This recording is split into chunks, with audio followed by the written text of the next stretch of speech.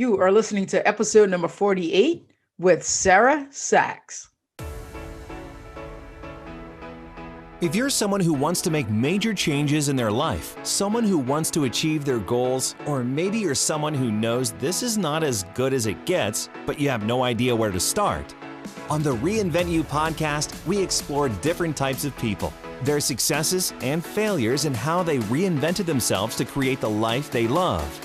It's our hope that from hearing their stories, that you too may have more insight into what it takes to build a life that you envision for yourself. Here to help you do that is performance and life coach Travia Stewart. What's up, my people? So today is April Fool's Day, and man, I'm not sure if time is flying by for you guys as fast as it is for me, but it just seems like just last week it was January, right? 2021 just kind of like snuck up on us, and now we're a fourth of the way done. So it's like, oh my goodness.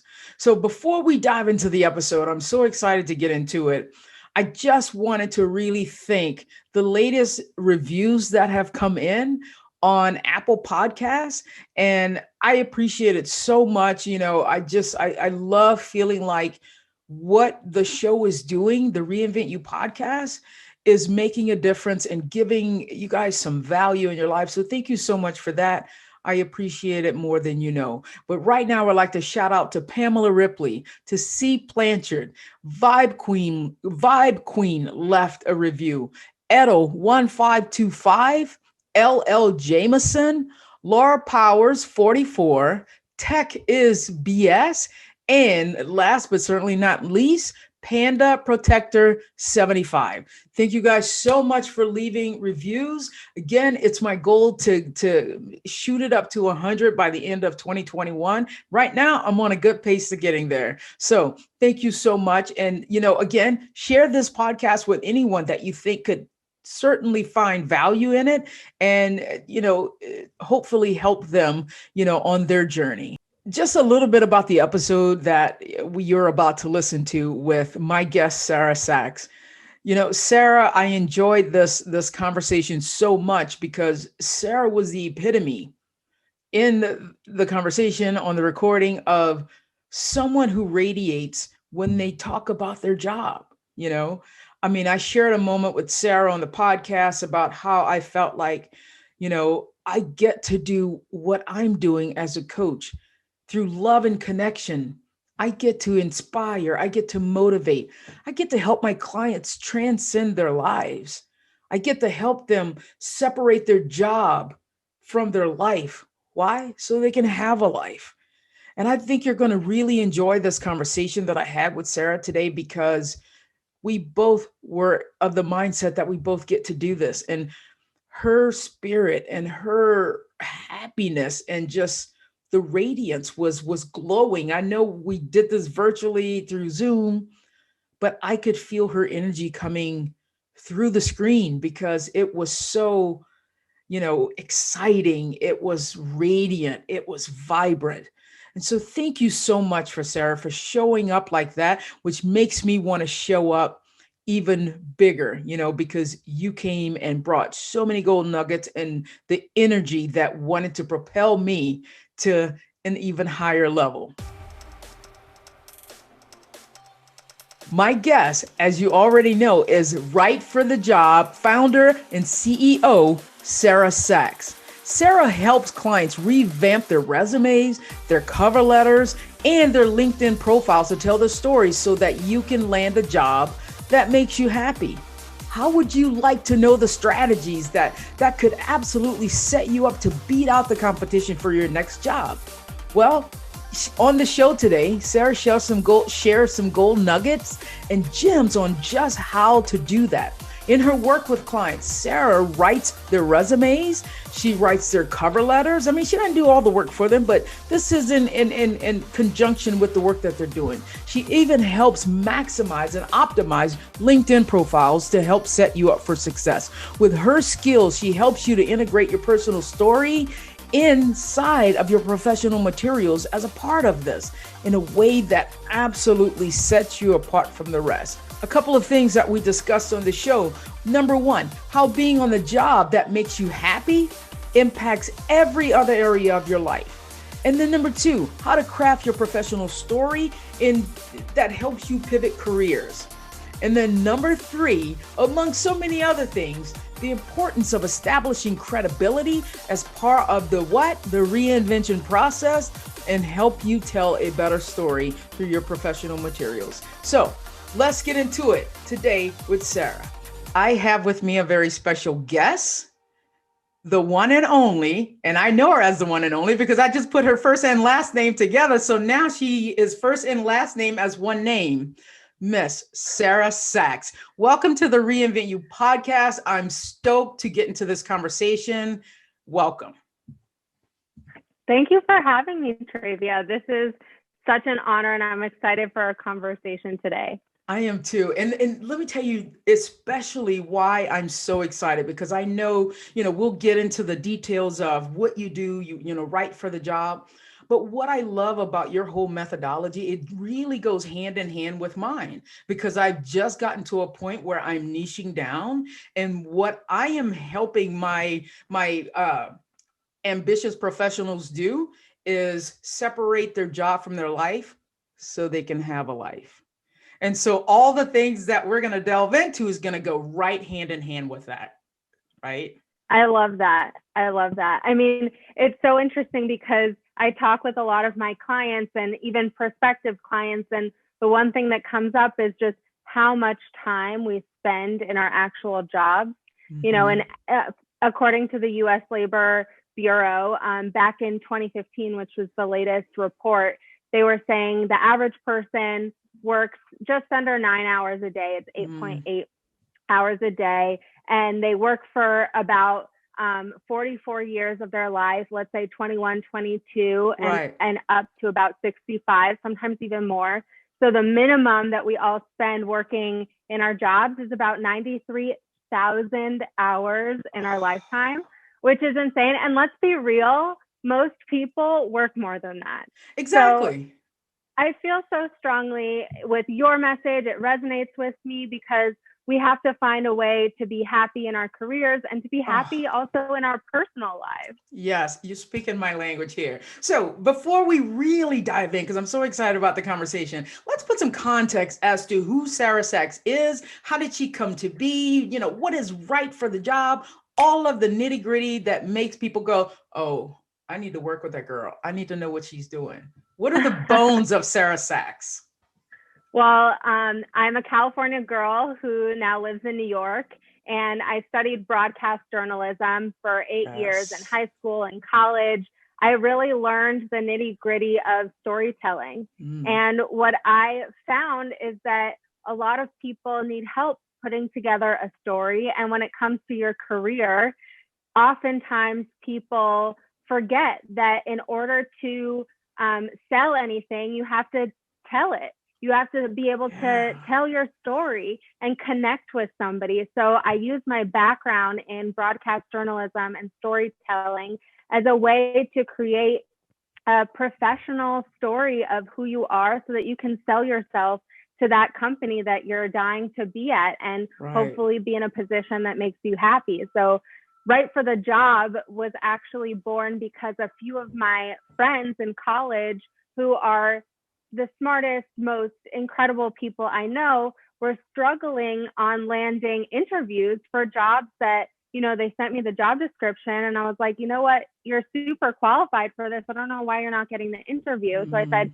send me your resume, send me your cover letter. Let's work on it together. And I was actually really surprised. Many of their professional materials just kind of fell flat. They weren't interesting. They weren't, telling their story to connect with me, the reader.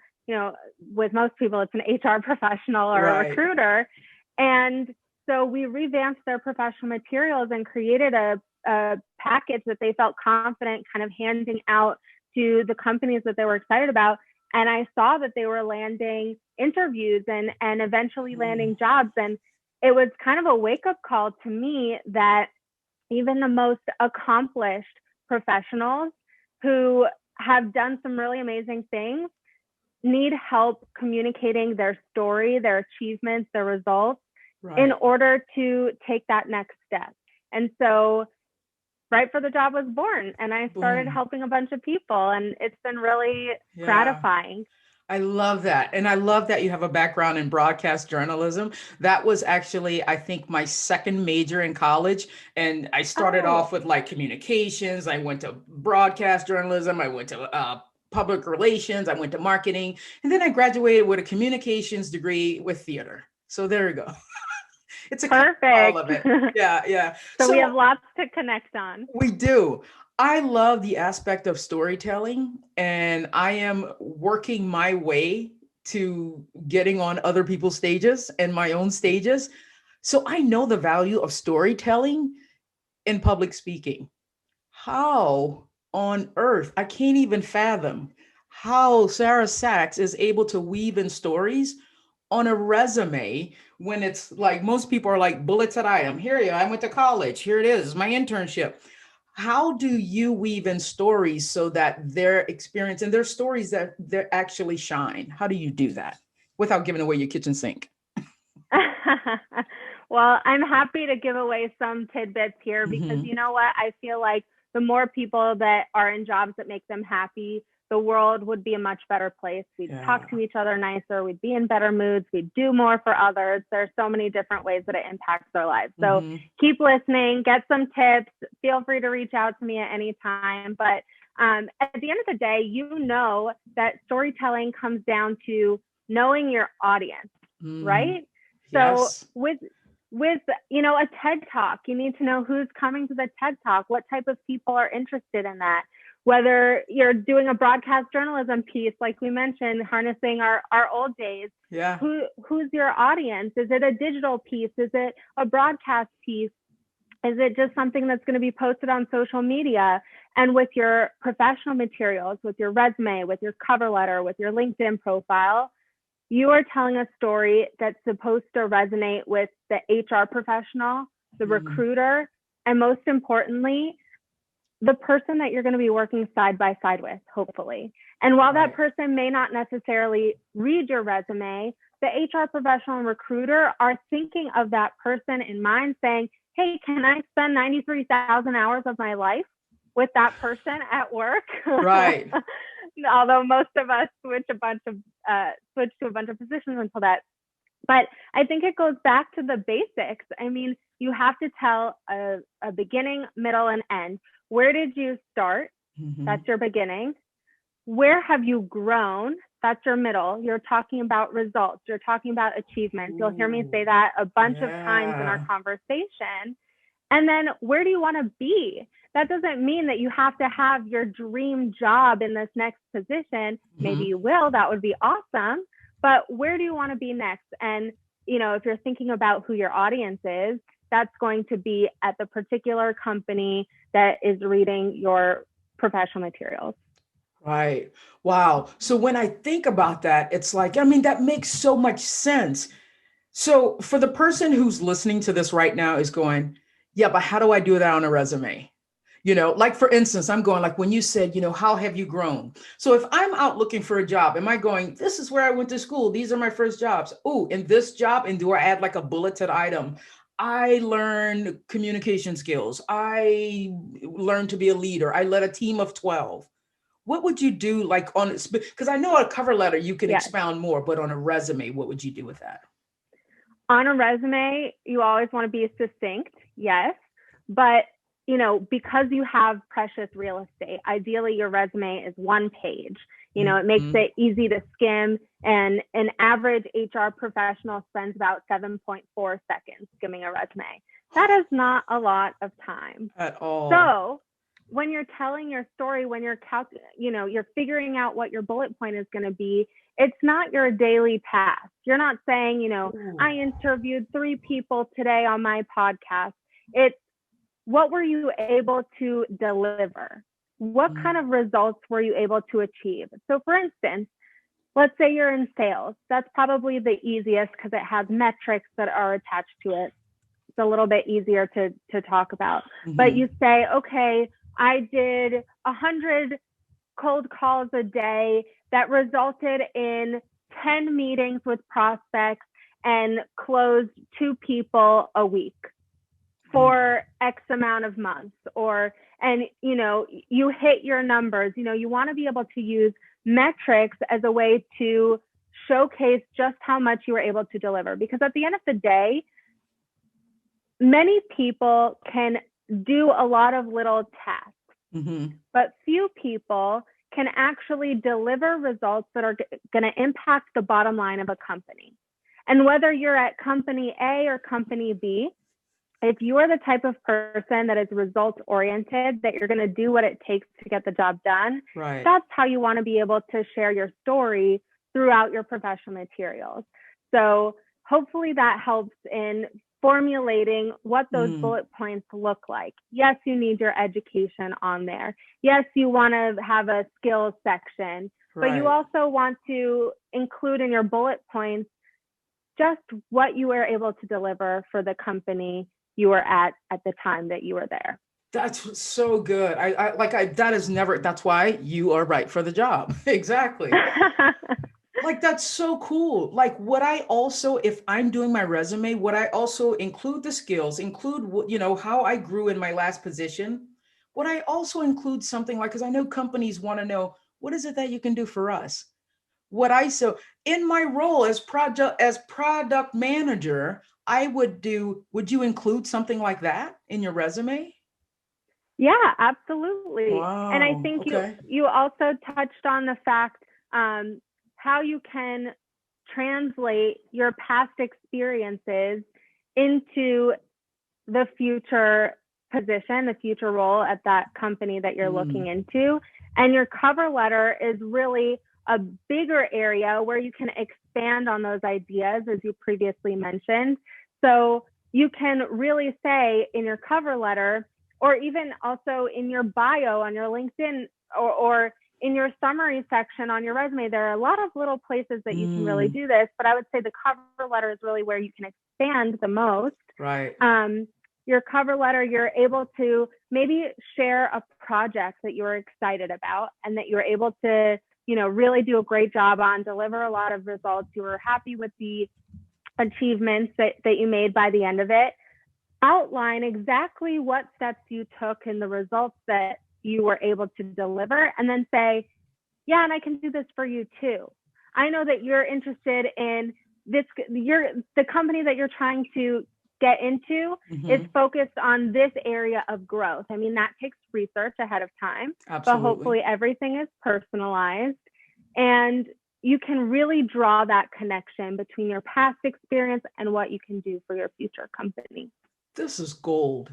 Like, I mean, it really is. Like, I haven't had any problems getting jobs because of my personality, because I can talk my way out of a soapbox. I mean, and I learned early on. Great skill. But sometimes on paper they go, oh, how do you separate yourself? And so I would just always get there and go, when they would ask a question that I didn't know, I don't know, but I can learn. I'm willing to learn. I can learn. And I realized early in my career that was the best answer. So speaking of separating yourself, because it's such a short amount of time that, resume 1, resume 2, what is a tactic that someone could use to catch the eye of the employers so that they actually stay on that one resume for 30 seconds instead of 7? Right.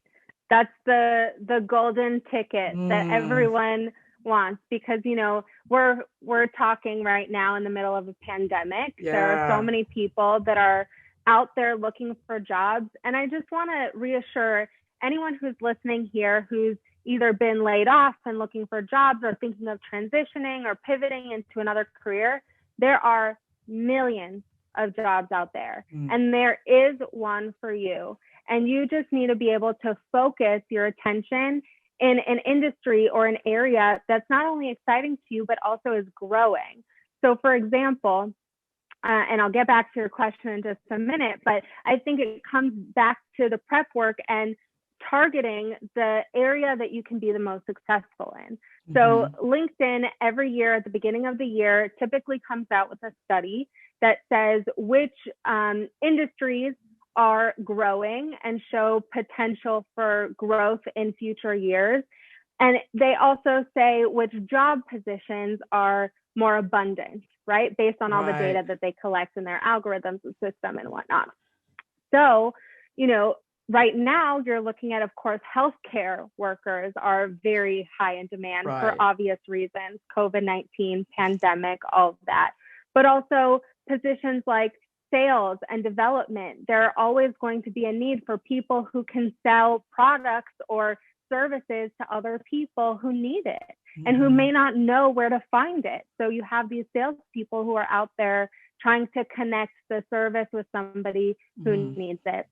So those are just two examples. But the reason why I say that is because part of you looking for a job or finding a position that excites you and is going to propel your future in your professional life is aiming in a direction where you can have the most success, right? If you're being so narrow-minded, if you're being, and there is a place and excitement and opportunity for people who know exactly what they want, but that's rare. Not many people know exactly where they want to be and what position they want to be in. So if you can move yourself in a way where there's greater opportunity and use the tools to your advantage, look on LinkedIn, look on Indeed, but also do the networking component. That's also very important. I mean, you mentioned the fact that you can talk your way into any room. That is a huge, huge asset in the job search, just being able to network and talk with people. So, the golden ticket for your professional materials, coming back to that, and telling your story, it's knowing your strengths and finding a way to communicate that will connect with others. And I know that's a general statement because in the reality, every single person is different, and you want to be able to personalize and tailor your professional materials to reflect who you are. So a lot of what I do with clients is, when we have our consultation, we're going through their resume line by line and they're sharing with me their work history. I'm jotting down all the phrases that they're using so that when I write the resume for us to then edit and massage out and make it feel like them, it sounds like them. Got it. You don't want to be sending something around that doesn't feel like you. Okay, perfect. So this is not about like rainbows at the top of your resume and, 72-inch font. This is still keeping it professional, in order to catch their eye so that they actually stay on your resume. Very cool. Very cool. Would you ever include any pictures? And I will say, so I'm glad that no, that's okay. You ask really great questions. I think a lot of people get caught up in let me have a pretty color on my resume. Let me have a really cool design. And those are nice, but you have to remember content is king. Yes. You may have a pretty resume. You may have a photo on it, for example. And we can talk about that in a second because I'm not a proponent of photos and I'll tell you why, but you can have those elements.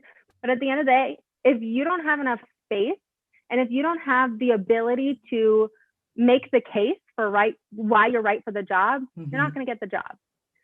So I just warn people, there are beautiful templates online, but if it doesn't give you the ability to prove yourself, then you're not going to be able to really go far in the application process. So that's number one. Okay. Number two, there are different industries that are more lenient and accepting when it comes to some of these fun resumes. So there's a way to add a pop of color. There's a way to add some flavor that makes it feel a little bit more like you. That being said, there are some industries, there are some industries that are still in the traditional black and white mindset. Think finance, think law, industries of that nature, which I'm sure doesn't come to a surprise for you. However, industries like PR, marketing, and sales, as you were mentioning before, they have a little bit more flexibility.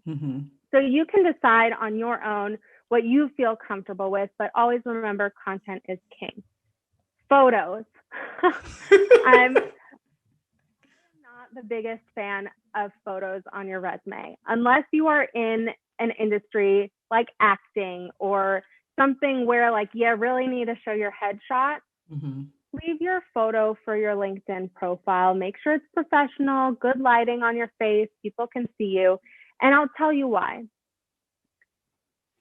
Even though it's not legal to base a decision based on race or what people look like or whatever, subconsciously, that is what happens. And I'm not blaming anyone. It's just human nature to have an instinct to judge somebody. And you want to make sure that you are giving yourself the best shot possible. Right. And I'm not saying that if you have your photo on there and you don't get the job, then that's because somebody discriminated against you. That's not what I'm saying. But what I am saying is that you want to make sure that you have the greatest shot possible to get to the next round. And you want to make sure to do it in a way that's going to showcase your strengths, your professionalism, your culture fit, that you align with the company's culture and you can contribute to that. Right. There are so many different things that you can share in your resume and your professional materials where your headshot isn't really needed. Okay. So I love how you touched on LinkedIn. Like I just revamped my LinkedIn profile because, when I first got on LinkedIn, I was like, nobody's on LinkedIn. Why am I on LinkedIn? I was just like, oh, this is the business. I'm not looking for a job, but it's so different now, right? And so I just revamped it like a month ago or so. And now all these people are like, ooh, your profile is so interesting, because I put on there things like pivotal moments in my life. Would you advise people searching for a job, how much personal stuff would you advise them to put on like their LinkedIn profile, on their about section? First of all, I give you huge brownie points for revamping your LinkedIn when you're not looking for a job. I can't tell you how many clients come to me scrambling because something just landed in their lap and they're like, oh shoot, my LinkedIn is terrible. My resume is terrible. I have no cover letter. I haven't updated everything for years. And like that feeling is terrible. So huge props to you for being proactive. I always think that that's the best way to move forward in anything that you do, being proactive and prepared. Now for your LinkedIn profile, where you're asking, where's the line of personal versus professional? And I think that's a great question. Again, I think it depends on industry. I also think it depends on what you're using LinkedIn for. One thing to note, if you're not job searching, but you do want a polished LinkedIn profile, you are a representative of the company that you're working for. So you want to make sure that your profile is in good standing. So if somebody is finding you on LinkedIn and they see that you're affiliated with this company, your brand and what you're putting out there is good and it's nice and it's solid. It's not too all over the place. So that's one camp. The second one, if you are looking for a job, what kind of industry are you looking into? If it's a more fun, playful, so I'll give you an example. The healthcare, not healthcare, but like health and wellness industry. That's a little bit more playful. You have the yogis, you have nutritionists, you have, really cool tech startups that are doing some really awesome work in this space. If that's kind of the vibe that you're going for, there's more flexibility for a little playfulness, for, choosing a cover photo that's a little bit more vibrant and exciting. Whereas, going back to what I was saying before, if you're in one of those more traditional, like black and white type of resume jobs, think finance, accounting, law, sometimes even real estate. You'd want to be a little bit more professional and by the book in terms of your presentation. But there's always flexibility. And I will say, last thing. I know I'm droning on. You're fine. I love it. I love it. I will say that remember, your job is always to present yourself so that you can connect with others. I feel so strongly, and I'm sure you would agree, just based on the way that Yes. you live your life. Your life is enriched when you can connect with others. You can learn about people's stories. You can learn from their struggles and their triumphs, and really Yeah, just connection just makes the world so much richer.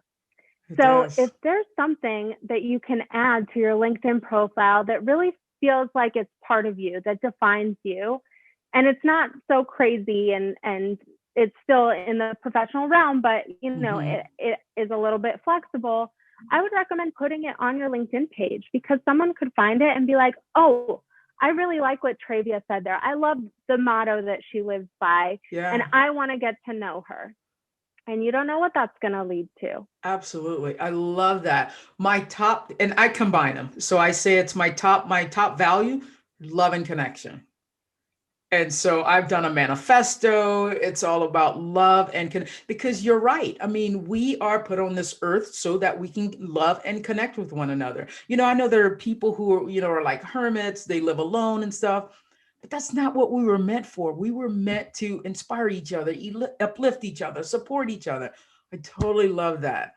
Love that you said that. And I love how you focus on being happy, in your job. And as a coach, I help my clients, but sometimes they're in these jobs already where they're already unhappy. Like I had a call with one of these guys who's a potential client, and he was like, God, I knew what I was doing when I went to college. I just knew I could make more money in this, but I hate it. I'm making a good living. How do you help them updo their cover letter and their resume from something like they're working in business and finance to something like, oh, I want to get into publication? How are those skills transferable? Yes. Well, you just said the magic two words, but in reverse order at the end of Okay. that. Transferable skills. We, as human beings, Mm-hmm. always want to be reflective, always want to be looking into ourselves. What are our strengths? What are our areas of growth? And when it comes to career and pivoting your career into something that's going to excite you rather than drain all of your energy and be toxic Yeah. for your life, really focus on your strengths. Maybe you didn't love your job, but was there one element or one project that you were excited Mm-hmm. about? Or you really hated this project and you thought, hey, if I had the freedom to actually change this project into from A to B, I'd be so much more excited about it. It would do so much more for the company. Think about those moments. And sometimes it's not just a one-time sit down reflection, it's an Mm-hmm. ongoing process. But think about those things that excite you Okay. and harness those skills that you have been able to implement and you can continue to implement, but are applicable in other industries. So you may hear from a lot of career coaches and HR professionals, recruiters, that there's a difference between hard and soft skills. Mm-hmm. So you really want to think about things in those two buckets. Hard skills are like software type of skills. So Excel really well, or Adobe Photoshop, or Final Cut Pro for editing, or Salesforce CRM to get to know and track your sales data. Whereas soft skills are leadership, Mm-hmm. management, training, coaching, things of that nature. It's more Mm-hmm. people to people.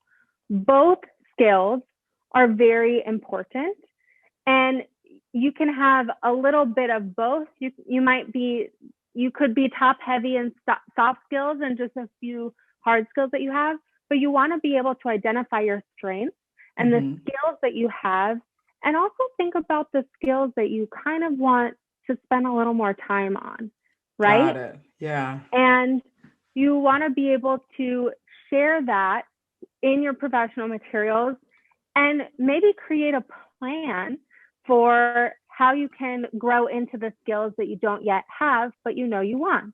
So Okay. I'll give you an example.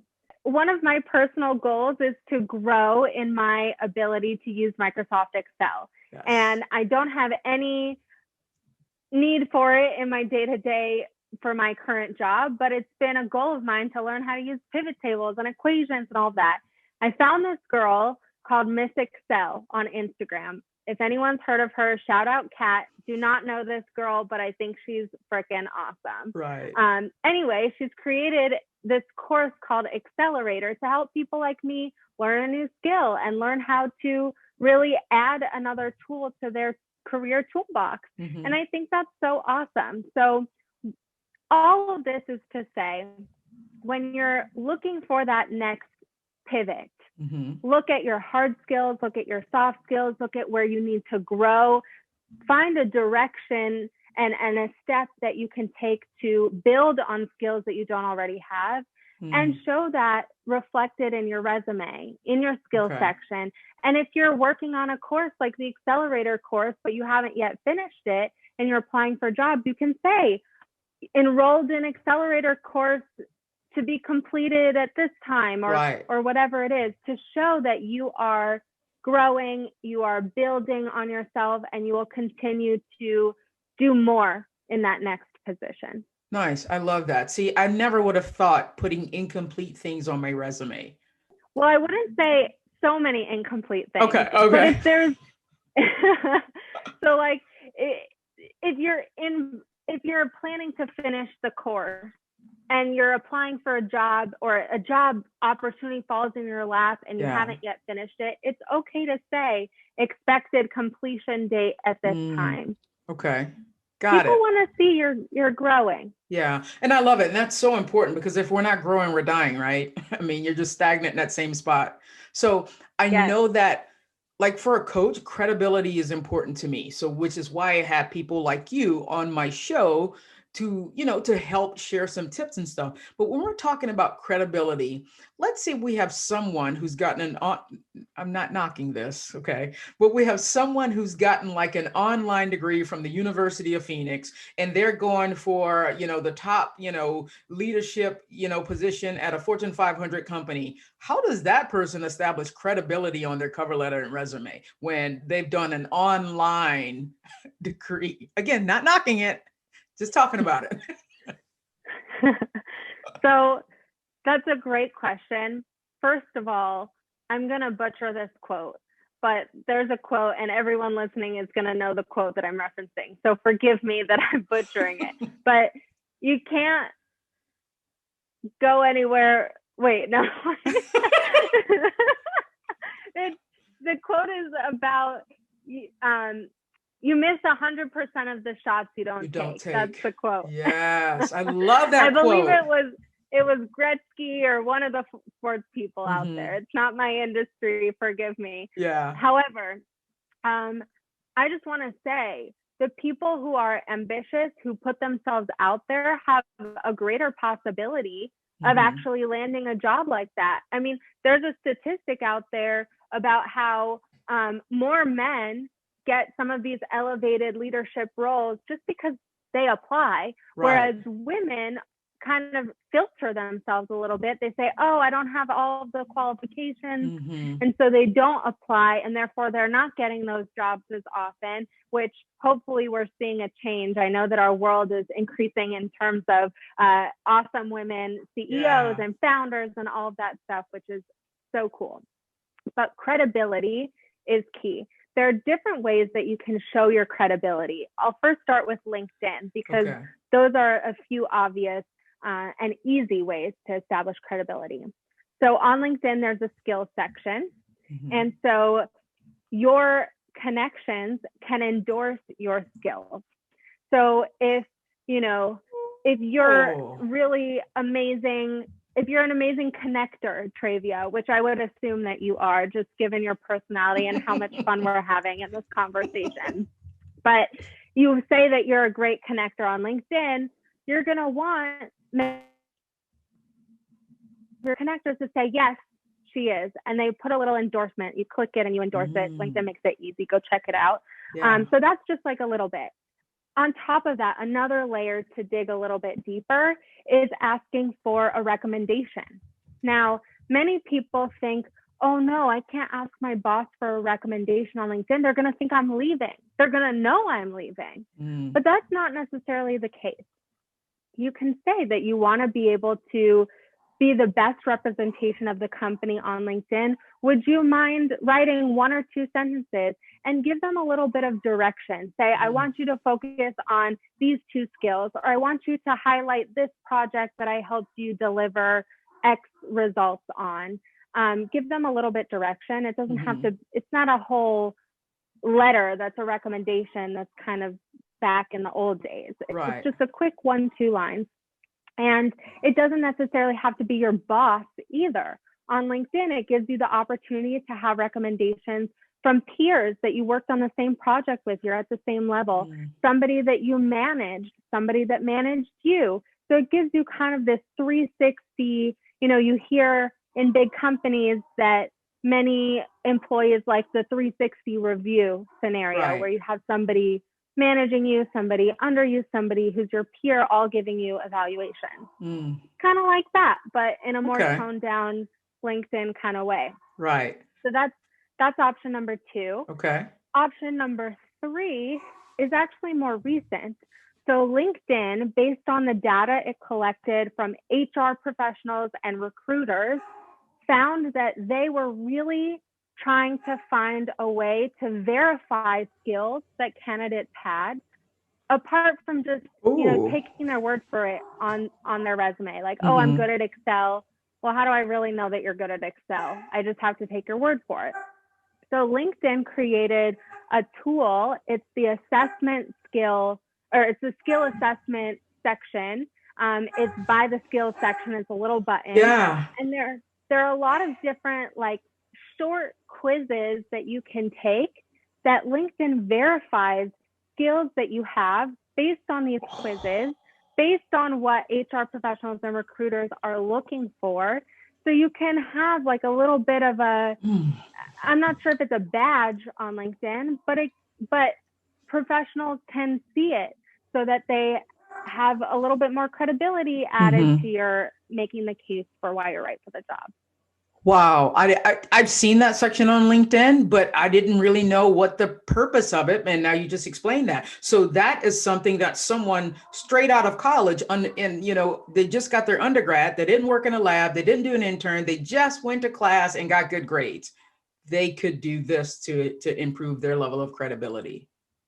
For those who are just out of college, another way to add credibility to your LinkedIn profile, and I know we're focusing a lot on LinkedIn here, but it's a really great way to add credibility, is a number of companies have training opportunities for professionals. Think McKinsey, a place like that.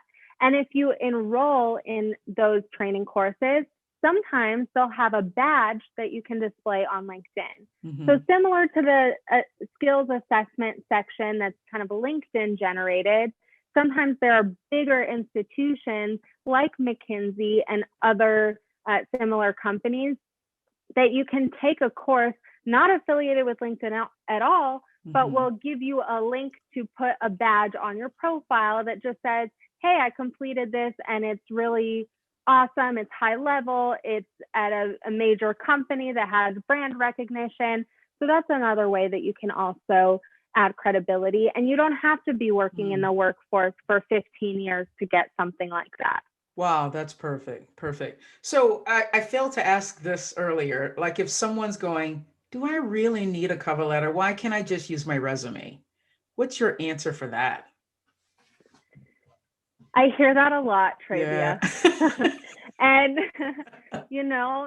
and oftentimes it's in the phrase of, oh, but the cover letter is optional in the application. So I'm just going to send my resume and the cover letter is optional, so I don't need to do it. Got it. So I've heard both. And yes, a cover letter takes much more work than polishing your resume or updating your LinkedIn. And I get that.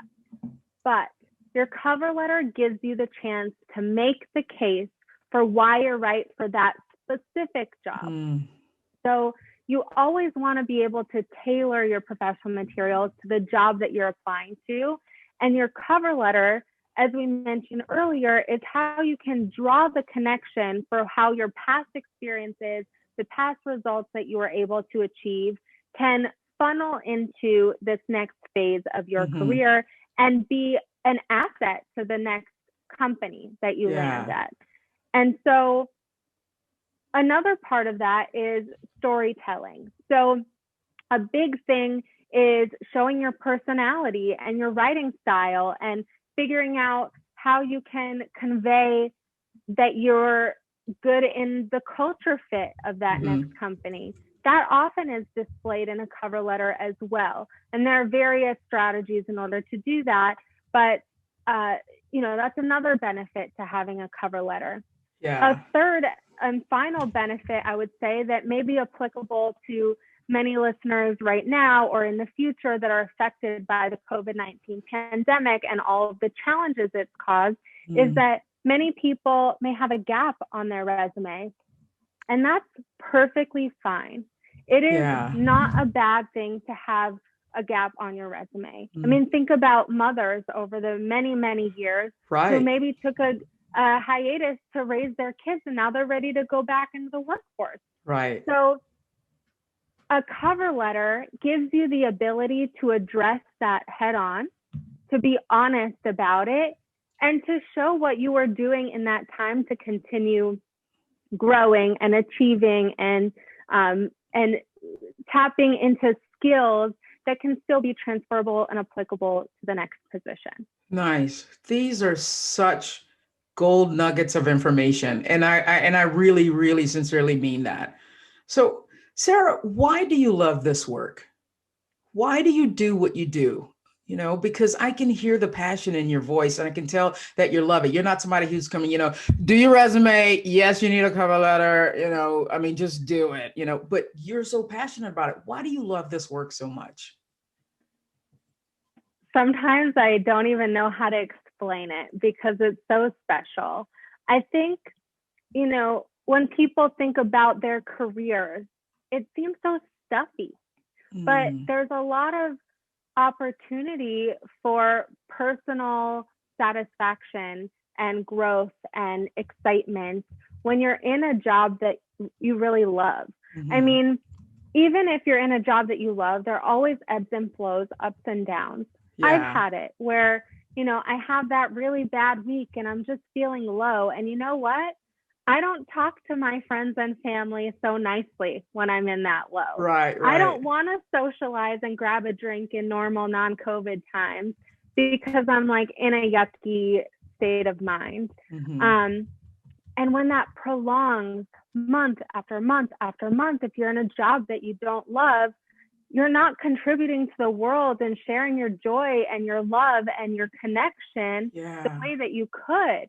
And I know it sounds really naive, but I really feel that if more people were in jobs that made them happy, the world would be a much better place. We'd connect with each other more. We'd talk to each other more nicely. We'd communicate better. We'd, give more of ourselves to others in the best possible way. So I've just found a lot of gratitude and satisfaction helping people take that next step to finding a position that will impact their lives really positively, whether it's their dream job or it's a job that allows them to spend more time with their kids or more time with their spouse or their friends. It's really exciting. And sometimes it just takes an outsider like me to also identify what's special about somebody, because you're so close to your own self and your story that you forget sometimes. That's natural. But I can hear your story and learn your work history and learn about what makes you tick from a fresh set of eyes and ears that can then be transformed into a story that will propel you into this next part of your life. And that's so awesome. I just feel so grateful. Yeah, and I can tell like you're beaming right now when you talk about it. And that's really what it is about, because as far as I know, there's only one life. I don't have any evidence or proof that there's 12 more. And enjoying and really fulfilling and living up to the dash, not your birth date, not your death date, but the dash, right? Living that to its fullest. Because I taught high school theater for 24 years. And so I didn't make the pivot, the full-time coach until last year at the beginning of COVID. And Sarah Sax, there was one moment when it was the day I was telling my kids that I wasn't coming back for the next school year. And it was the day that I got to go on my patio and drink coffee at a time when I wanted to drink it. I got to meditate and I wasn't rushed about it. And I looked up and it was like the sky was smiling at me. I'm in sunny Arizona, right? And I said, I get to do this. And I cried for like an hour, right? I haven't experienced that level of fulfillment in a very, very long time. And I have it now. So I'm there with you. I love that. I'm happy for you. I'm sure it was satisfying doing what you were doing before with kids, Yeah, but also this is a new chapter and it's a new absolutely. part of you that's being fulfilled. And that's really amazing. Yes, yes. So just a couple more questions before we wrap it up here. Yeah. What is one way that you continue to grow your skills?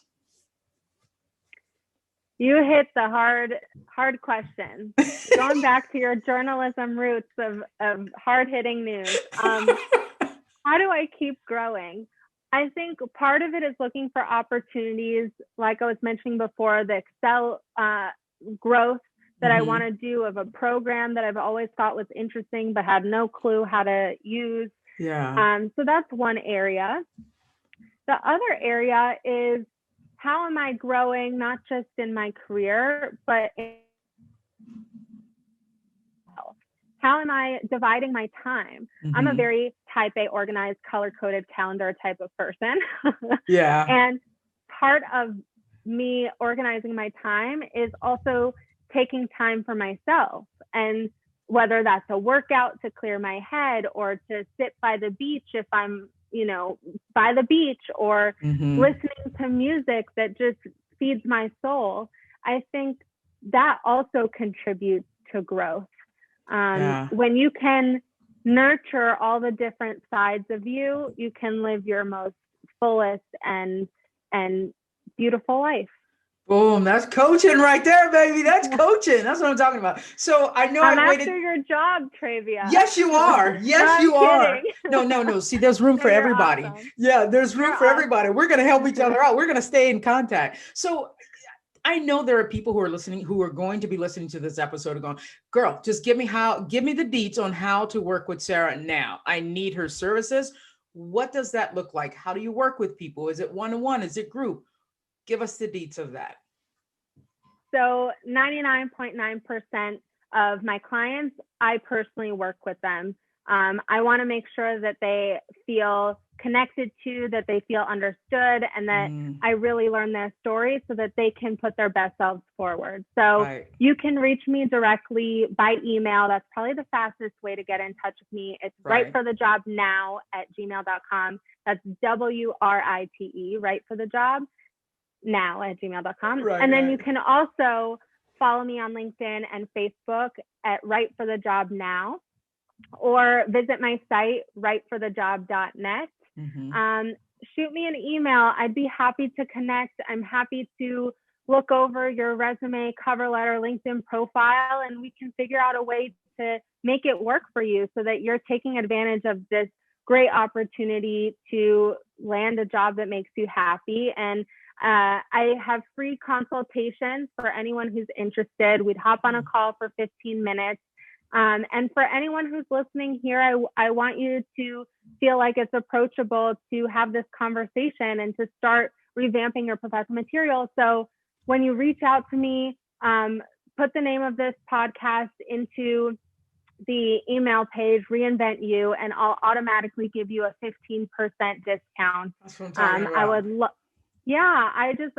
The more people that we can help in making this mission of getting people in jobs that make them happy to make the world better, the better off everyone will be. So I love that. Wow.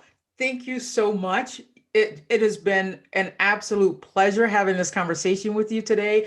I know that people looking for a job, especially getting ready to pivot, doing all these things, if I needed to revamp my resume, I would definitely hit you up. Like everything that you shared today just sounds so great, and just things that I just never thought about. So thank you for sharing your expertise and your skills with us today. thank you for having me. Absolutely.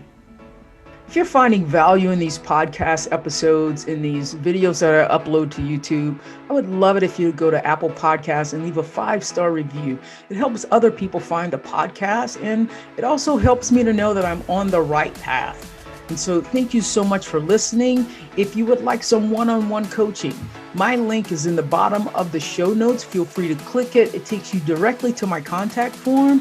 And let's have a free conversation of how I can help you reinvent you and transform your life for success.